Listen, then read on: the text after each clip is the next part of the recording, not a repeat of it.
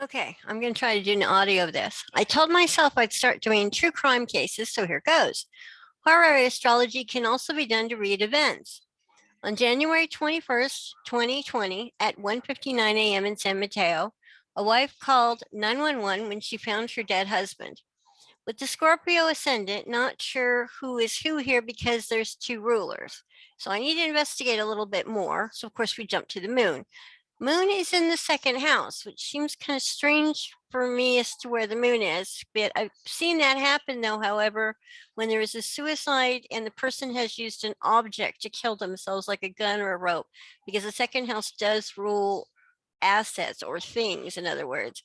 However, if I take the seventh house of this chart and flip it so that the first house, it becomes the first house of the caller, then the moon is in the eighth house. That makes a lot more sense. So I have a feeling that she might have called and they called her back at this time, because I see more so that I think her chart, the woman who called, is actually the seventh. So I think maybe it's one of those things where maybe, like there was disconnect or something, but I think she called them. Also, it does represent the officer walking onto the scene. So and these times are never exact in these things. When I read the female officer arrived on the scene, and Mars was in the first house, which is the ruler of the sixth, of police. Yeah, I tend to think that the first house represents the officer arriving on the scene, and the wife as a caller would more so be the seventh on the receiving end. If we have Pluto on the fourth in this chart, which is the end of life, of course, house, which is also the co-ruler for the Scorpio ascendant. The ruler of the eighth house of death in the natural chart is Gemini, ruler Mercury, conjunct the Pluto. So this tells me the event, or what the officer was walking into, is about death. It also semi-sextiles the Venus in the fourth, telling me that there was a woman in the house connected to the phone call and the event and the officer on the scene. So this is the wife at home, is Venus. But there's also Neptune in the fourth. That tells me there's some kind of deception or drugs involved in the case. Could be something else or someone else in the house, but still, Neptune tends to be more deception or drugs. Mars being a co-ruler, of course, of Scorpio. Mars is also ruler of the sixth, ruling police or public servants.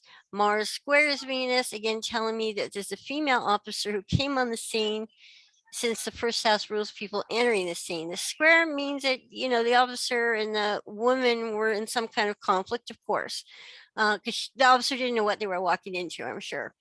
I'm going to take this then to read that the seventh house is actually the first house of the wife or the person calling 911, because that also puts the moon in the eighth house for that chart. That reads more normal to me. When you turn the chart so that the eighth house then is Sagittarius, second house normally, the natural chart, or the eighth house when you turn it. It's ruled by Jupiter, which is ruler of the eighth, where the moon is. So this confirms to me that the event was about death. I say that because when I was learning astrology, my teacher used to hand me charts of events and say to me what happened. So this is what I'm saying. All of this tells me it's about death. That also then makes the sun the ruler of the fourth when you turn the chart at 0 degrees, a critical degree. So we also know that this is a tragedy connected with end of life. However, when we turn the chart, that puts Uranus, ruler of the natural fourth house, then square, and in then the 12th house as we're turning the chart. This tells me there was something hidden about the scene. Yes, of course, we're talking about a potential suicide, but the Uranus is always a wild card. It's always something unexpected. It's always something, odd, different.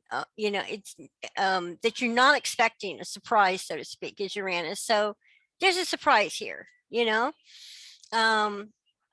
Now, the square Uranus in the 12th house when we turn the chart tells me more so there's something else going on here, something hidden about the scene, because 12th is also things that are hidden. Since Uranus is ruling the natural fourth and turn the 10th, I can't help but feel that somebody was paid to do this murder in fear of something coming to light, I think. Uranus is also not a suicide planet. nor Saturn when you turn the chart as a co-ruler of the 10th and the 9th, leaning me to think that whoever was involved in this was a stranger to the dead person, as the 9th house also rules strangers. The thing is that Venus in the 4th, we representing the wife. Now, there's an aspect between the Mars and the Venus, which of course is the officer and the wife talking and connecting, of course. So that's that. But I'm still left with what's this Neptune in the house with the wife. Now, Neptune does rule the 5th house with a Pisces 5th house, so it could represent kids. That kids were home. I can't really tell from the article, but there were kids. It was 1 a.m. I'm going to assume that the kids were home. But this Neptune isn't really striking me as a child planet. Now, with Jupiter co-ruler of the 5th house, and if we turn this so that the chart's upside down, then the 8th becomes the 2nd house, giving me more information as to the cause of death. So I'm not really thinking that the Neptune is representing the children, even if the children were home, because this Jupiter is connected with the cause of death. The children aren't connected to the cause of death. So yes, the Neptune may represent the children, but I'm taking this Jupiter more so to represent the death. Now, because of the connection with Jupiter, it still looks like some kind of drug or chemical because Neptune rules that. Now, when I read the article about the death, it talks about a greenish chemical that was on the wife's hands. So I'm going to say that Neptune is representing the chemical that was in the house somehow, but more so, I just think there was somebody potentially else in the house connected to the chemical from this chart. No, that does not look like death by hanging. No, doesn't look like death by hanging to me. Not with the 8th house, no, where it is. An interesting factoid I just wanted to bring up to you. I learned this one from Dorothy Allison. She used to say that when we do charts, that somehow it keys into our chart, that there's the angles usually line up, in other words, to show that it's like, quote, your case. I think it was interesting that I didn't know this, of course, when I drew the chart, but the rising on this event is 16 degrees of Scorpio.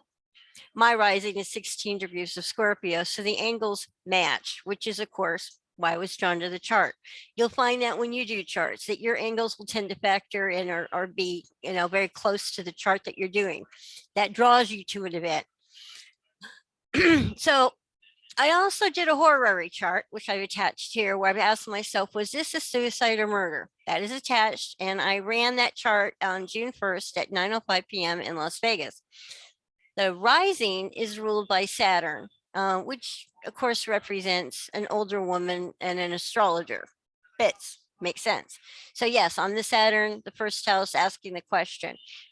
This then makes the moon ruling when I asked about, and the question, which is in the 6th house. That's not a suicide house. Again, the 6th house is a house of like public servants, maids, people that have a job. It's a health question. It's a health house, but not in the sense of suicide or death.